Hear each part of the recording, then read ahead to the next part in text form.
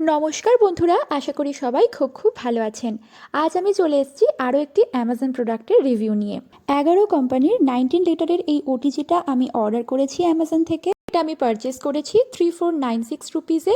আর এখন চলুন এটার আনবক্সিংটা করে ফেলা যাক। ফাইনালি এটার আনবক্সিং করে ফেললাম, আর বেশ ভালোই দেখতে লাগছে। যেরকম এটা অ্যামাজনের প্রোডাক্টের স্পেসিফিকেশনস ছিল ঠিক একই রকমই এটা রিসিভ হয়েছে।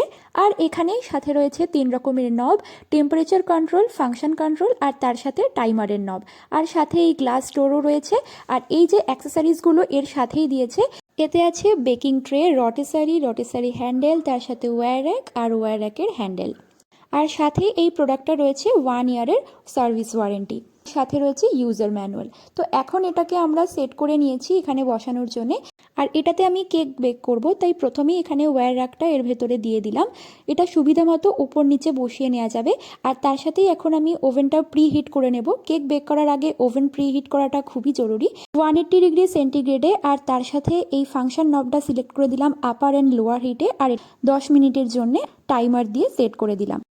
এখন আমার কেকের ব্যাটারটাও তৈরি, তাই কেকের বাটিটা এর ভেতর দিয়ে দিলাম। আর তার সাথে এটা টাইমারটা আমি সেট করে দেব 30 মিনিটে, একই মোডে 180 ডিগ্রি সেন্টিগ্রেডে।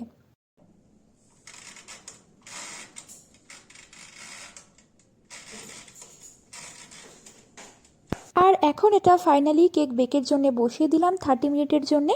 তাহলে চলো দেখা যাক 30 মিনিট পর এটার রিভিউ। ঠিক 30 মিনিট পর এটা এরমভাবে বেল বাজলো আর সঙ্গে সঙ্গে অফ হয়ে গেল মেশিন। আর এখন এখানে আমাদের কেক একদম রেডি। বেশ ভালোই ফুলেছে। একবার চেক করে নেওয়া যাক এটা ভেতর থেকে রেডি কিনা।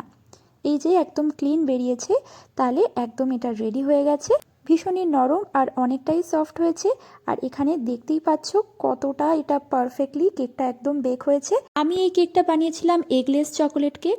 আর এই প্রাইসে এই ওভেনটাকে আমি দিলাম 9/10 রেটিং। তোমাদেরও যদি ভিডিওটা ভালো লেগে থাকে please like, share and subscribe করে দিতে ভুলো না। দেখা হচ্ছে নেক্সট ভিডিওতে।